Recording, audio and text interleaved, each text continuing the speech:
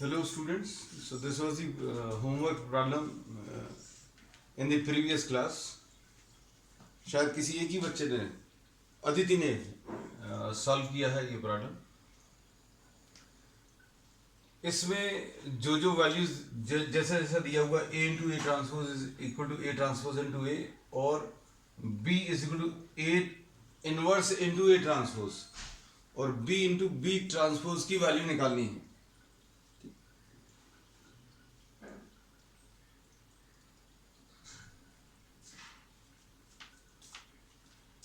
अब इसमें क्या करेंगे, अभी हम लोग b इंटू बी ट्रांसपोज अगर निकालना है तो b की वैल्यू रख दो, a inverse into a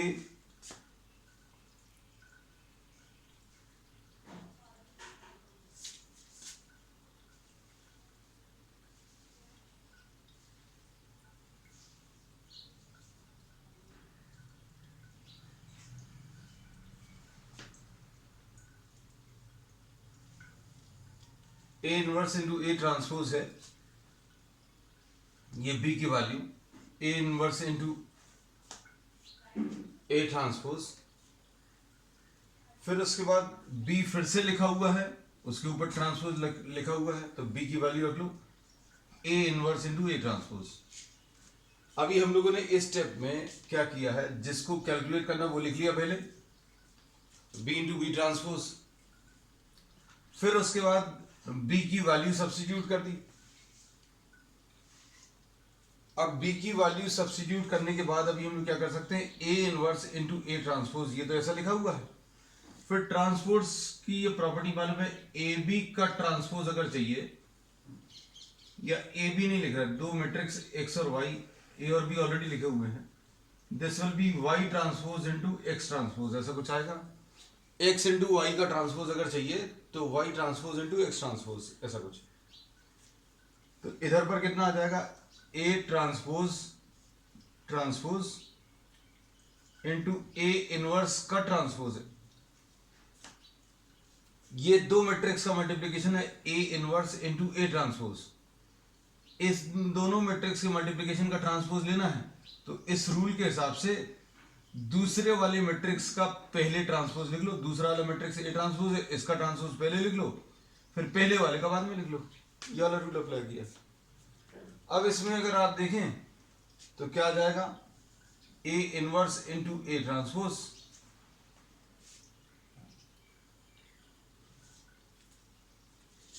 into ये ए आ जाएगा और इसके बारे में कुछ मालूम नहीं है तो ऐसे लिख लिया. अब ए ट्रांसपोज इंटू ए, इसमें कम्यूटेटिव प्रॉपर्टी अगर अभी हम लोग लगा दें तो क्या आ जाएगा, a इंटू ए ट्रांसपोज, ऐसा कुछ आ जाएगा.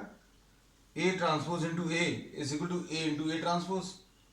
इन दोनों को अभी हम लोगों ने कंबाइन करके ऐसा कुछ लिख दिया. बाकी सब कुछ एज इट इज कॉपी कर देंगे, a इनवर्स ऐसे ही लिखा हुआ है, इसको ऐसा लिख दिया और इसके बारे में कुछ मालूम नहीं है तो ये ट्रांसपोज लिख दिया. अब ये कंफ्यूजन नहीं हो इसके लिए अभी हम थोड़ा सा इसको ऊपर बना देते हैं. अब इसमें ये मालूम है a इनवर्स इंटू ए, इसको अभी हम लोग i लिख सकते हैं, सो दिस इज i. अब ये क्या चीज है, a ट्रांसपोज है और ये a इनवर्स का ट्रांसपोज है. सॉल्व करने पर i को किसी भी मैट्रिक्स के कॉम्बिनेशन के साथ मल्टीप्लाई करें, it does not make much of a difference. तो ये आ गया a ट्रांसपोज, i हट जाएगा, i 1 है, मैट्रिक्स मल्टीप्लिकेशन का 1 जो है वो i है, तो ये a transpose into a inverse का ट्रांसपोज. अब ये दो ट्रांसपोज लिखे हुए हैं ऐसा, एक पहला मैट्रिक्स का ट्रांसपोज और ये दूसरे मैट्रिक्स का ट्रांसपोज. दो मैट्रिक्स के ट्रांसपोज का मल्टीप्लिकेशन है और पूरे के ऊपर कॉमन लेकर अगर ट्रांसपोज लिखना है तो ये ऑर्डर चेंज कर दो. अब इसमें ऑर्डर अगर चेंज कर दें तो क्या आ जाएगा, ए इनवर्स आ जाएगा और ए आ जाएगा, और ये दोनों का ट्रांसपोज हटाकर ऊपर आ जाएगा, और ये अभी हमें मालूम है ए इनवर्स इंटू ए, ये आई आ जाएगा। ठीक है, नोट कर लो जल्दी से।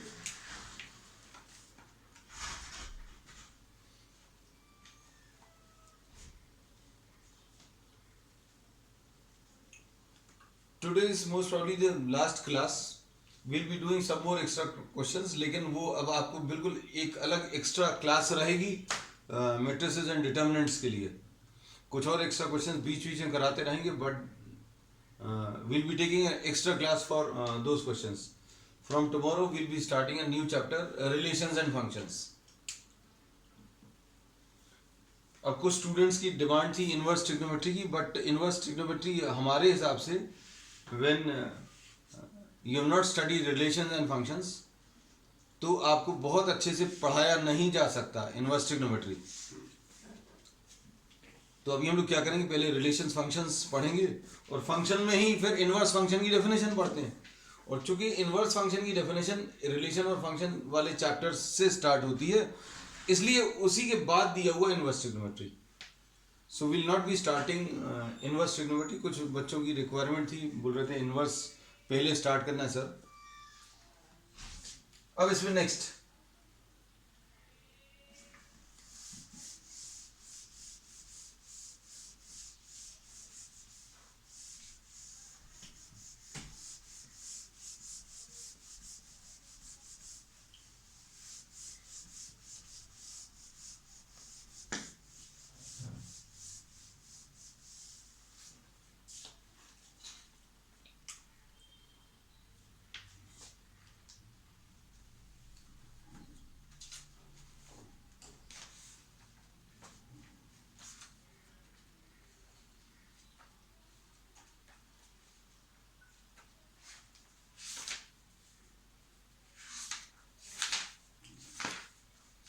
क्वेश्चन में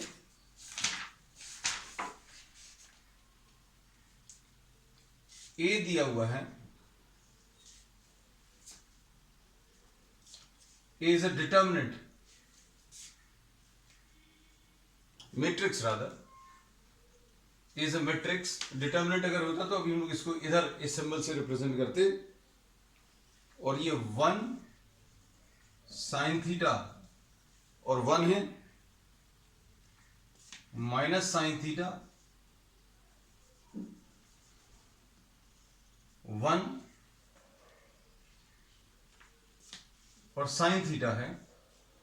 फिर इसके बाद -1 माइनस साइन थीटा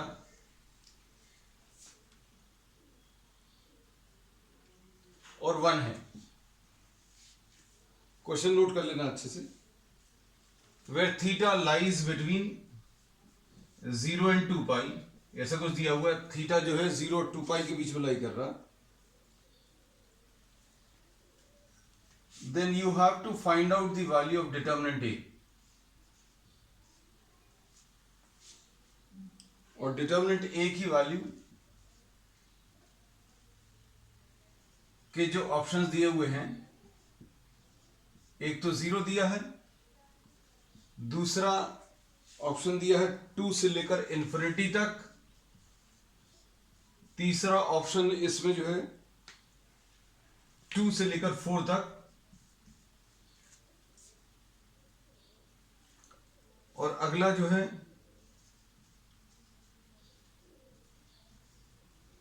2 से लेकर 4 तक, where 2 and 4 both values are included।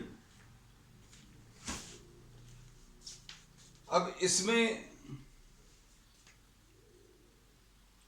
Simplify करना है, तो चूंकि डिटर्मिनेंट निकालना है और डिटर्मिनेंट की वैल्यू किस किस के बीच में लाई कर रही है ये बताना है। तो डिटर्मिनेंट के लिए अब ना तो प्रॉपर्टीज मल्टीपल चॉइस वाला क्वेश्चन है, तो अब हम लोग क्या करेंगे, इसको 1 sine theta 1 minus sine theta 1 और sine theta -1 minus sine theta और 1, ऐसा कुछ लिख लें। और 1 माइनस साइन थीटा और -1, पहले दोनों कॉलम्स को फिर से कॉपी कर लो। ये जो शॉर्ट ट्रिक अभी हमने बताई थी, वैल्यू ऑफ द डिटर्मिनेंट जो है, ये डिटर्मिनेंट ए से कैलकुलेट करेंगे और ये कितना आ जाएगा 1 minus sine square theta plus sine square theta. देख लो जरा अच्छे से, पहले तो इतना आएगा, फिर माइनस में ये वाली वैल्यूज आएंगी। ये वैल्यूज इस तरीके से निकालना ज्यादा आसान रहता है, नहीं तो अभी आप पूरा लिखते अरेंजमेंट्स को। तो ये 1 minus sine square theta plus sine square theta आएगा और ये +1 आएगा, क्योंकि ये सारी वैल्यूज जो हैं ये तो डायरेक्टली लिखनी है, इनको माइनस साइन से मल्टीप्लाई करके लिखना है। तो ये इन तीनों को मल्टीप्लाई करने पर -1 आया, माइनस साइन से मल्टीप्लाई किया तो +1, और ये कितना आया माइनस साइन स्क्वायर थीटा, जो कि कितना आ जाएगा प्लस साइन स्क्वायर थीटा।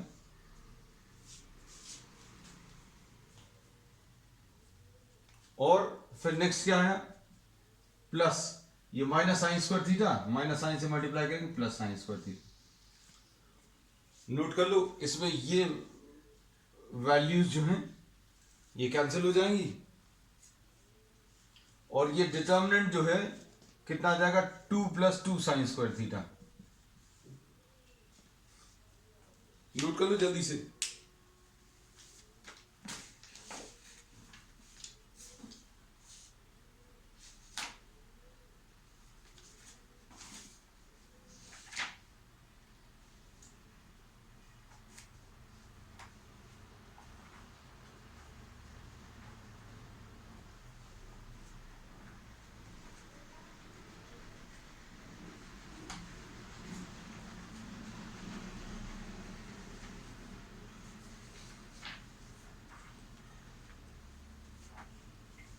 अब इसके बाद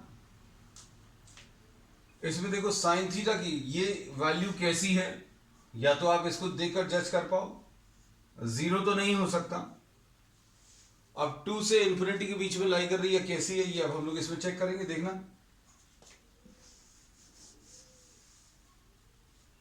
इसमें साइन थीटा जो है इसके बारे में मालूम है, ये किस किस के बीच में लाई करती है, -1 और +1 के बीच में। Sine theta lies between what -1 and +1। अब साइन स्क्वायर थीटा में क्या होगा, साइन थीटा जो है नेगेटिव वैल्यू से -1 से लेकर +1 तक सब कुछ आ सकता है, लेकिन अगर आप इसको स्क्वायर कर दें तो क्या होगा, नेगेटिव वैल्यूज जो है कंप्लीटली खत्म हो जाएंगी। नेगेटिव वैल्यूज कंप्लीटली खत्म हो गई, मतलब ये वाली वैल्यूज पॉजिटिव में कन्वर्ट हो जाएंगी। -1 से लेकर +1 तक की वैल्यूज हैं, और फिर अभी हम लोगों ने क्या बोला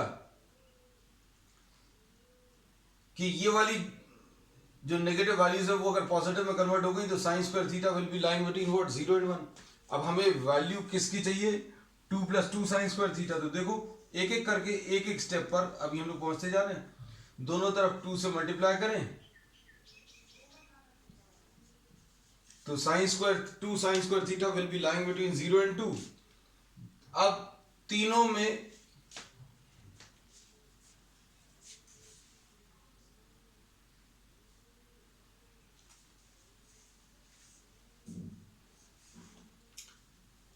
इनफैक्ट 2 साइन स्क्वायर थीटा हम लोगों को किसकी वाली चाहिए, अच्छा ठीक, ये 2 sign square theta will be lying between what 0 and 2, ठीक है। लेकिन हमें क्या चाहिए, 2 साइन स्क्वायर थीटा +2 चाहिए, तो 2 आप ऐड कर दो तीनों में, तो 0 + 2 2 sign square theta +2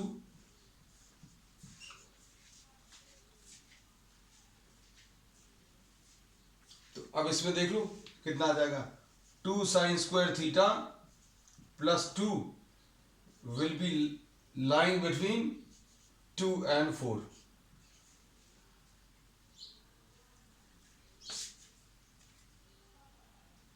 So this will be the correct option। Determinant A की वैल्यू 2 + 2 साइन स्क्वायर थीटा आया और 2 + 2 sin स्क्वायर थीटा की value is lying between 2 and 4। Note कर लो जल्दी से।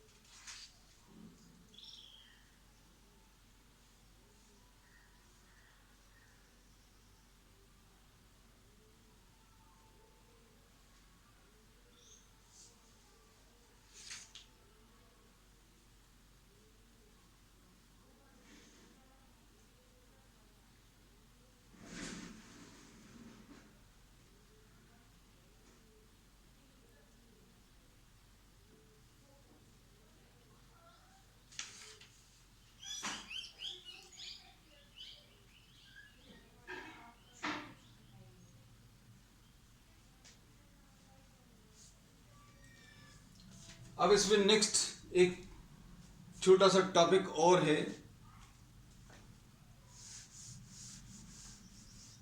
वो और करा दे रहे हो, वो छूट गया था इसमें।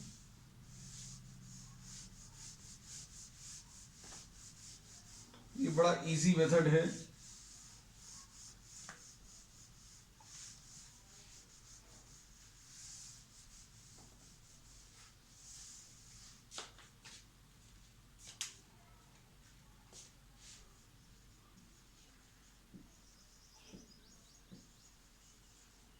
नेक्स्ट टॉपिक लिख लेना।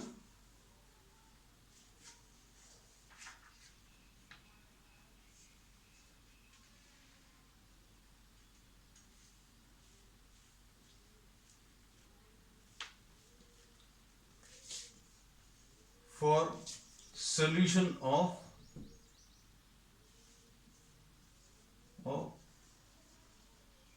system of linear equations in 3 variables।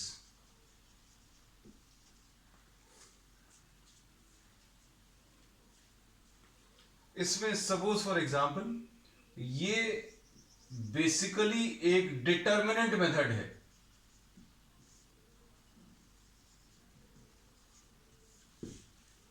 ये डिटर्मिनेंट मेथड है, ये इजी पड़ता है as compare to what the calculation of inverse. इसमें suppose a1x + b1y + c1z = d1 है,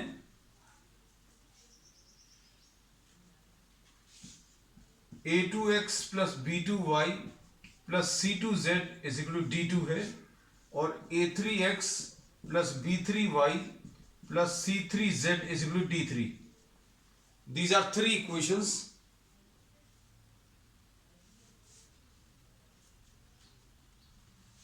तो इसको सिंप्लीफाई करने के लिए बहुत एक सिंपल मेथड है।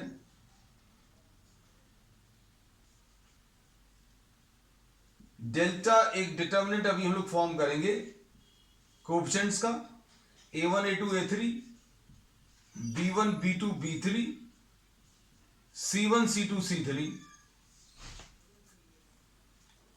फिर इसके बाद डेल्टा x फॉर्म करेंगे। कैसे?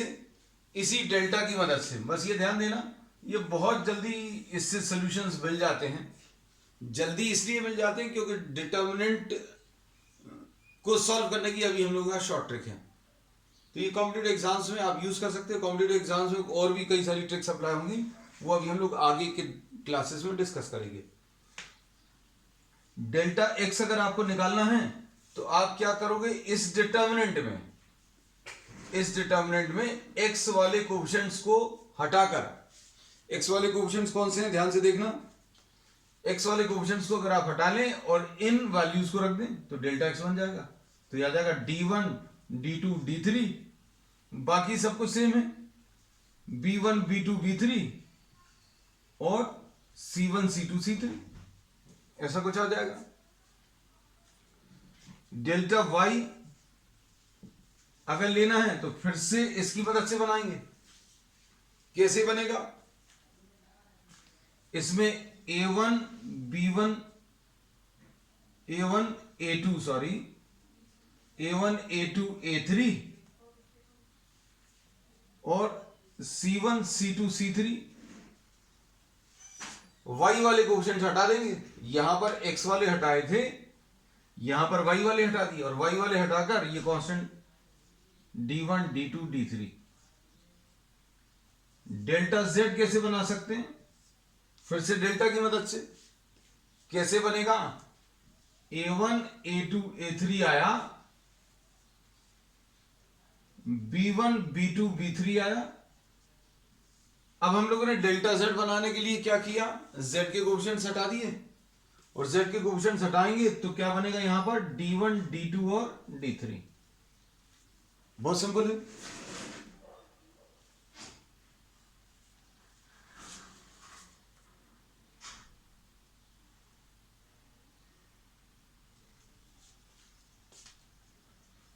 अब इसमें x की वैल्यू अगर आपको कैलकुलेट करनी है, this will be equal to delta x upon delta, y is equal to delta y upon delta and z is equal to delta z upon delta.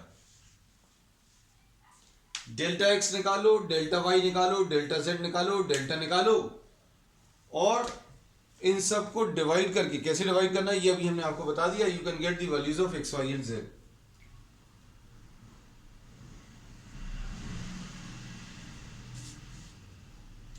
थोड़ा सा और अगर डिटेल में कुछ चाहिए तो ये इसमें एक चीज और बता दें, कंसिस्टेंसी, एक प्रॉब्लम भी अभी हम लोग ले लेंगे।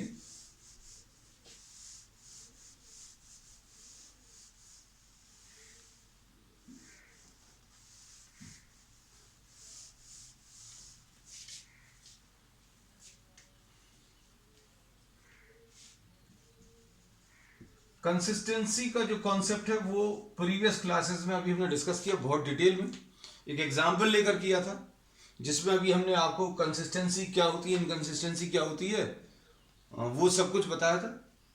अब इससे related consistency, consistency is a term which is related to the correctness of the equations. तो सबसे पहला काम है आप क्या निकालोगे इसमें? Find the value of delta. क्या निकालोगे इसमें? डेल्टा निकालोगे। और if delta is not equal to 0 then the equations are consistent and have unique solution। और यूनिक सॉल्यूशन क्या आ जाएगा इसका? यूनिक सॉल्यूशन अभी हम लोग बता सकते हैं, x will be equal to delta x upon delta, y is equal to delta y upon delta and z is equal to delta z upon delta। ऐसा कुछ आएगा। and if delta is equal to 0 तो दो cases होते थे। ये पिछली बार जो अभी हम लोग मैट्रिक्स मेथड लिया था उसमें भी इसके दो केस आते थे, तो दोनों केस अभी हम लोग इसमें डिस्कस करेंगे। If delta is equal to 0 and delta x is equal to delta y is equal to delta z and all of these are also 0, then the equations are consistent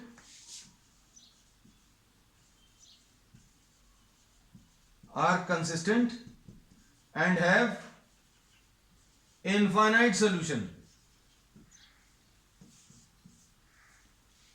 फिर अगला, if delta is equal to 0 and any one of delta x, delta y and delta z is non-zero,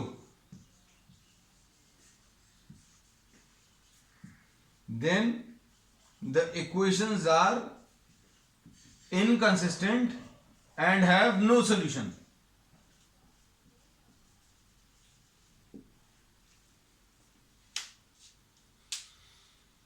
note कर लो जल्दी से, फिर अभी हम इसका एक प्रॉब्लम ले ले रहे हैं।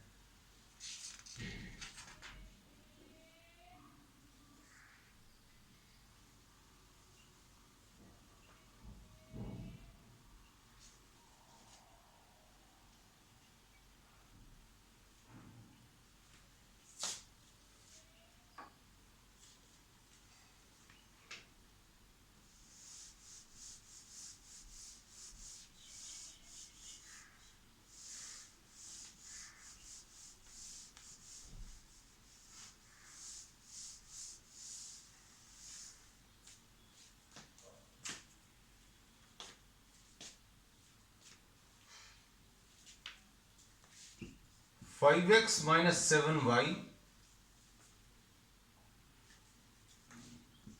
Plus z is equal to 11, एक ये है 6x minus 8y minus z is equal to 15 है,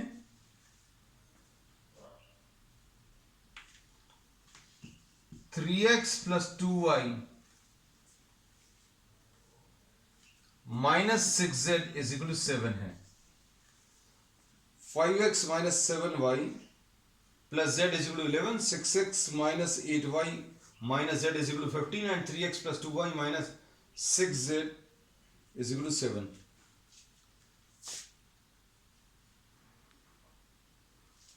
अब इसमें देखो डेल्टा,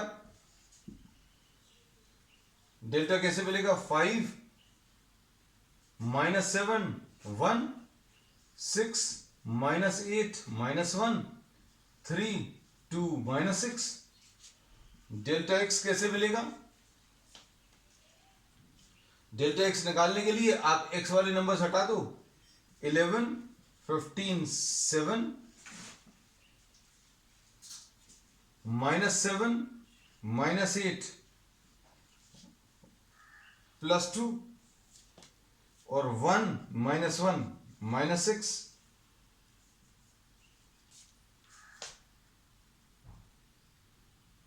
ठीक, और उसके बाद इधर पर लिख दे रहे डेल्टा वाई कैसे मिलेगा? इसमें से वाई वाले नंबर हटा लो, हम ये साइन नहीं लगाना चाह रहे हैं क्योंकि अब ये हम शॉर्ट ट्रिक की मदद से इसको सॉल्व कर लेंगे। चलो अब हम ये लाइंस बाद में हटा देंगे। डेल्टा वाई कितना आ जाएगा? 5 6 3, वाई वाले नंबर हटा दो, 11 15 और 7, फिर क्या बचेगा? 1 माइनस 1 और माइनस 6। और डेल्टा जेड कैसे मिलेगा? इसमें 5 6 3 माइनस 7 माइनस 8 2 और 1 माइनस 1 माइनस 6 हटाकर 11 15 और 7, ऐसा कुछ।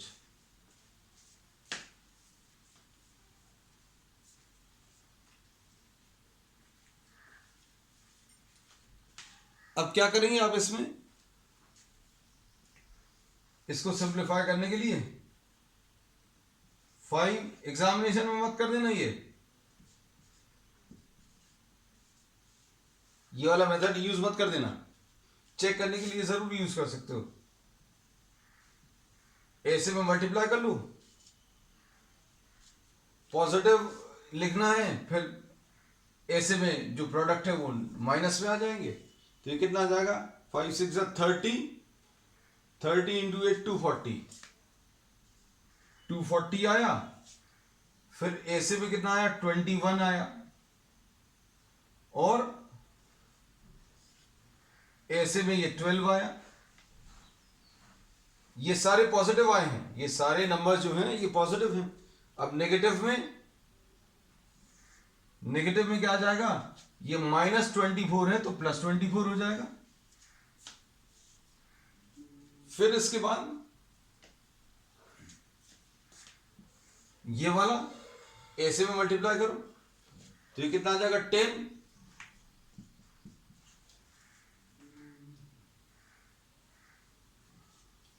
+ +10, फिर उसके बाद 6 6 36 इंटू 7,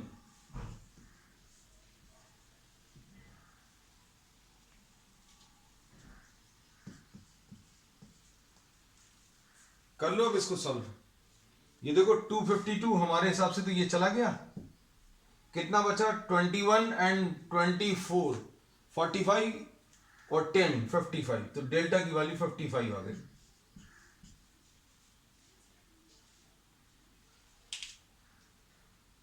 अब डेल्टा एक्स निकाल लो,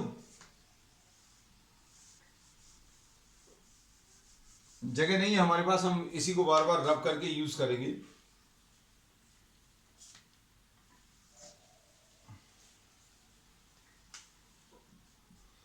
-11 15 एंड 7, -7 -8 एंड 2, मल्टीप्लीकेशन ऐसे में और ऐसे में। ऐसे में पॉजिटिव आएगा,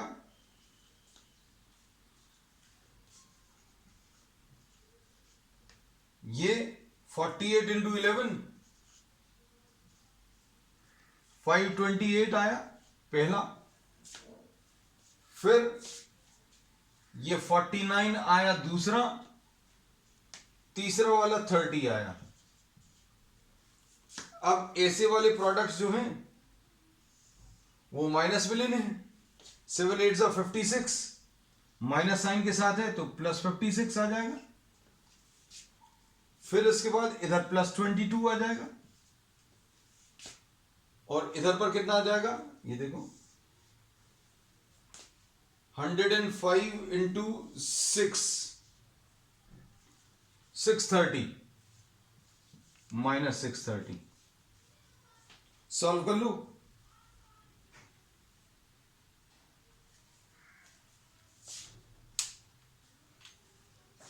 ये मिलाकर 550,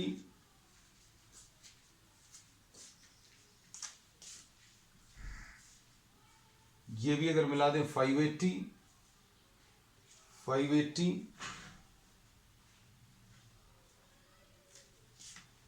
और 50 630 55 ही आएगा ये।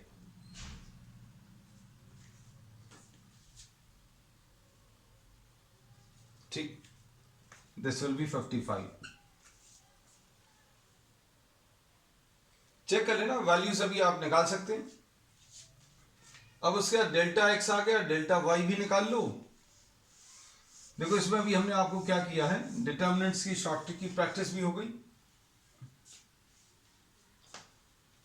कंप्लीट कर लेना इसको, या एक और बचा है, नहीं तो फिर तुम लोग बाद में कहोगे कि सर पूरा नहीं कराया, आंसर आया नहीं। 11 15 7 1 -1 -6 5 6 3 11 15 और 7, ऐसे में नंबर्स मल्टीप्लाई कर लो। 15 6 90, -450 है, फिर ये -33 है, और ये +42 है। अब ऐसे में माइनस करते जाओ, -45 +35 और ये प्लस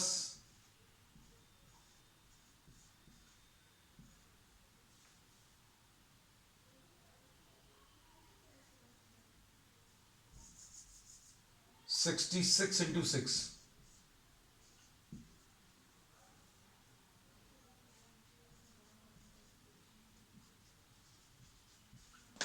इसको सॉल्व कर लो।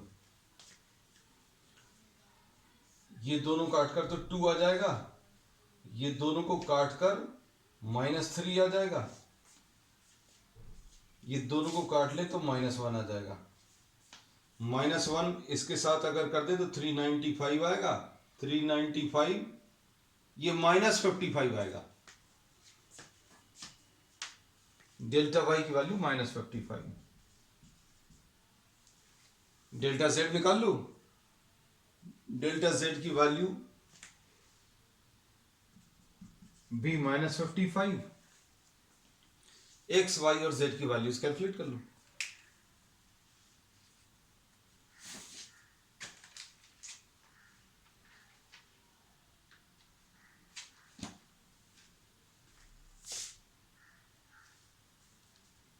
अब इसमें next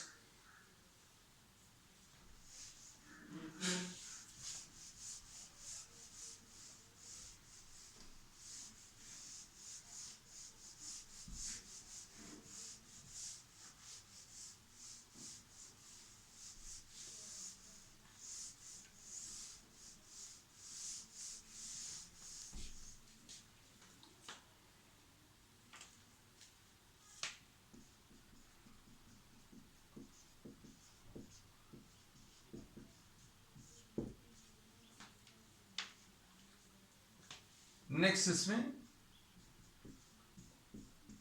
1 + alpha whole square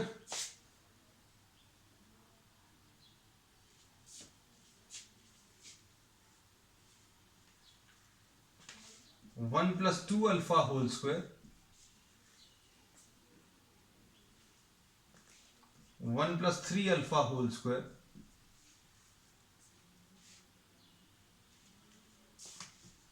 2 + alpha whole square 2 + 2 alpha whole square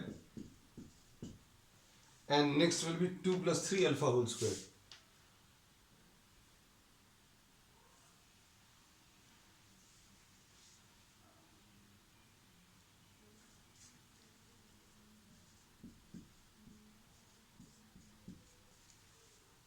Whole square.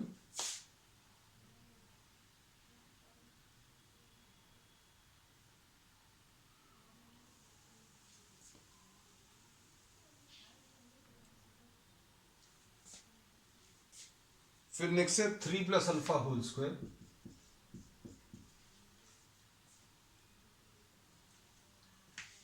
3 + 2 alpha whole square और 3 + 3 alpha whole square is equal to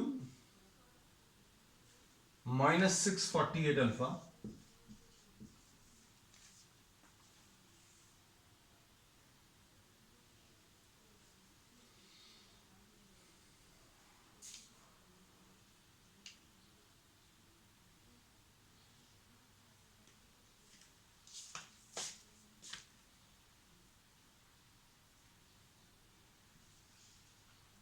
find the value of alpha.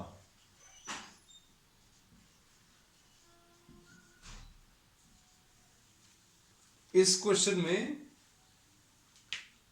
जो करना था वो 4 ऑप्शंस दिए हुए थे and which of the following is correct, और ये उस कैटेगरी का था जिसमें more than 1 answers are correct.